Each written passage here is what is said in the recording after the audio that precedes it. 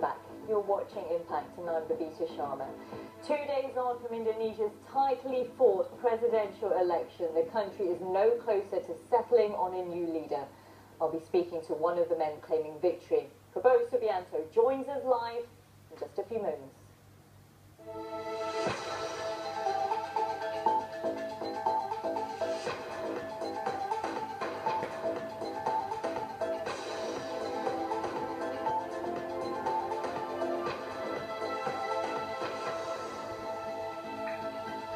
Hello there and welcome back. Political tensions are rising in Indonesia after Wednesday's presidential elections ended with both candidates declaring victory.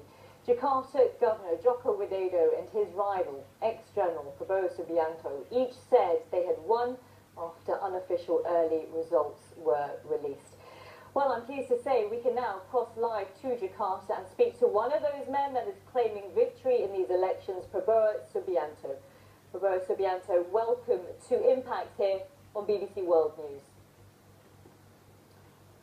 Welcome to you. Good evening. Thank you for having me. We're 10 days away from the official results. What do you think that result will be?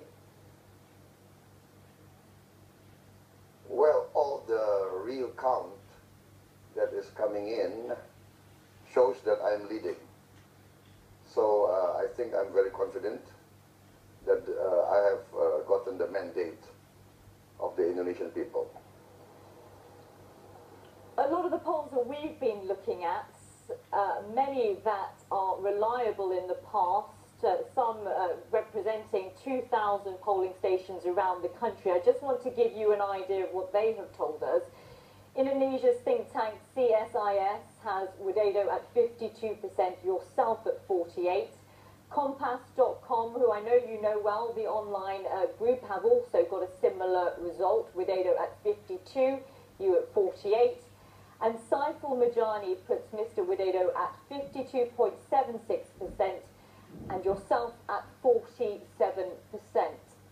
A lot of the people that are looking at these polls are saying you're out of the race. No. Completely the other way around. Those institutions that you mentioned, they're all very partisan.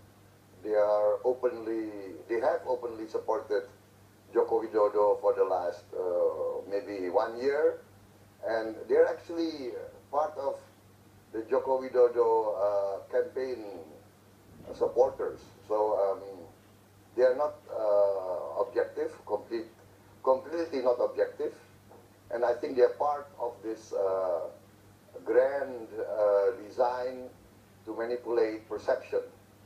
So let us rely on the legal institutions of Indonesia. There is a General Election Commission. There is a process of counting, real counting coming in. We have witnesses in every voting station, and we have voting certificates of the witnesses which have all the required signatures. So let us go through the due process of counting, verification, and let the General Election Commission decide. Absolutely, you are completely. You're completely correct to say that we should, of course, wait till the official results come out in 10 days' time. Let me just ask you, though, why you're so sure that you think you will win. Excuse me. No, excuse me. Can I finish?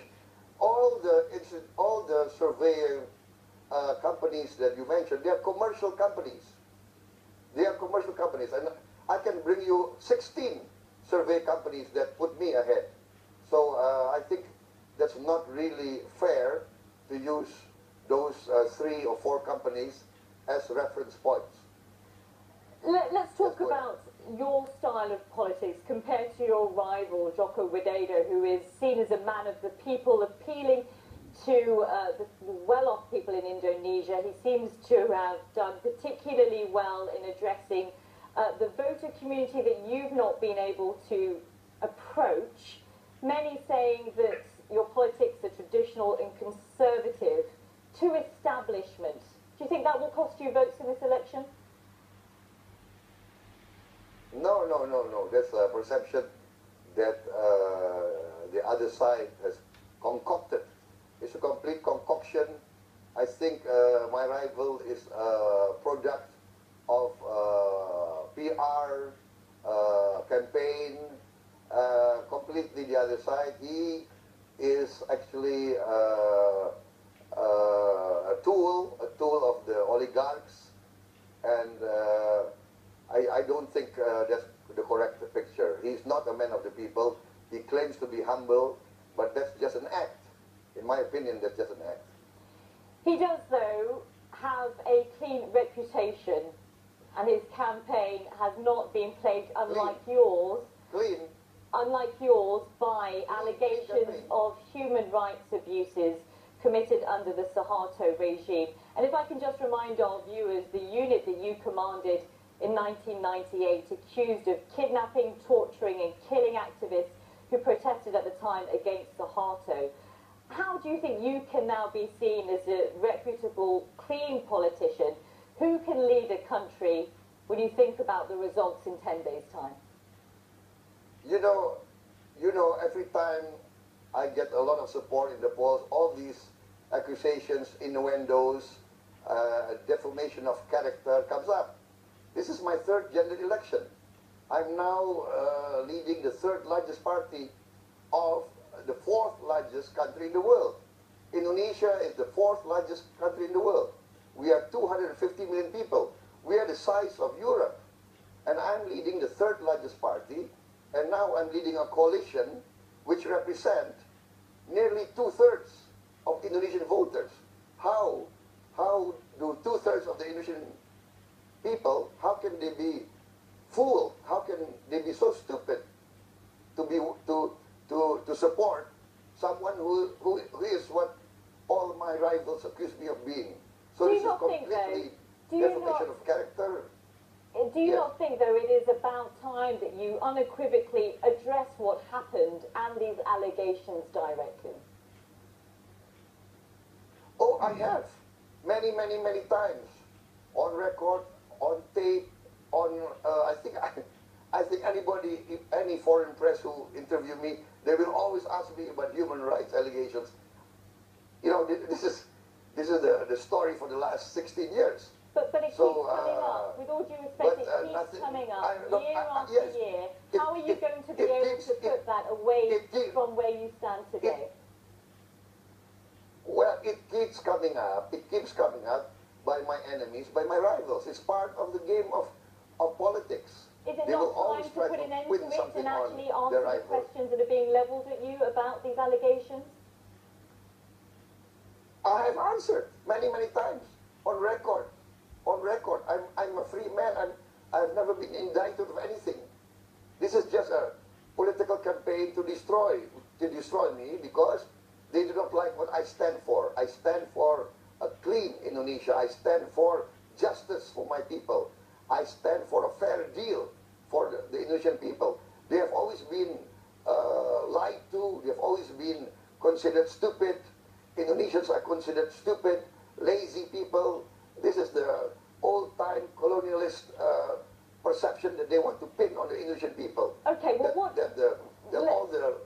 when the results are announced, the big oligarchs can take all the money and I beg pardon? I beg your pardon? Apologies for interrupting. When the results are announced on July the 21st and July the 22nd, if they show that your rival, Joko Widodo, has won, will you graciously accept that as the will of the Indonesian people? That is part of democracy. If he is certified winning fairly, of course I will concede. But I'm very confident all the real count coming in shows I'm leading. And as of yesterday, with 60% of the real count coming in, I am leading. So I'm very confident we are the ones who got the mandate. What will your message be to your supporters? Because there are a growing number of concerns regarding perhaps protests on the streets or even violence should the result not go your way. I mean, what is your message to them now? Do you know that one of the television stations that supported me, they have been attacked, and two of their stations have been attacked, vandalized. Do you know that one of the polling company that predicted that I won, they were attacked last night by a Molotov bomb? So where does the violence come from? Where does the intimidation come from? What is your message, though, I've to your gotten my supporters? reports. I've gotten reports from my supporters that they have been intimidated, they have been attacked in many, many parts of Indonesia. So my message is, I have said that on record, you can check. Always, always, I've said many times, keep calm, be cool. Our rivals are our brothers, and they are not enemies. All my speeches, and not one speech from my rival saying the same thing. Not one. I have said that if the Election Commission certify the real will of the people, I will honor the decision. They have not said that. They have not said one time during the entire campaign. I think I've made 10 or 15 statements on national television during the presidential debate. At every event, hundreds of million people have seen this. And from my rival, not one time a statement that they will honor the decision of the Indonesian people. In fact, what we get is an announcement that if Prabowo wins, then it's cheating, even before the real count come in. I just want to ask you one final question, sir. What will you do if you don't win? What? I'm very confident I win. But you know, if the Indonesian people do not need me, I'm fine. I have a good quality of life. I like to go back, you know, to my life. In fact, it's a quieter life out of politics. I'm doing this out of obligation to serve my people. Prabowo Subianto, we are grateful for your time here on Impact on BBC World News. Thank you very much.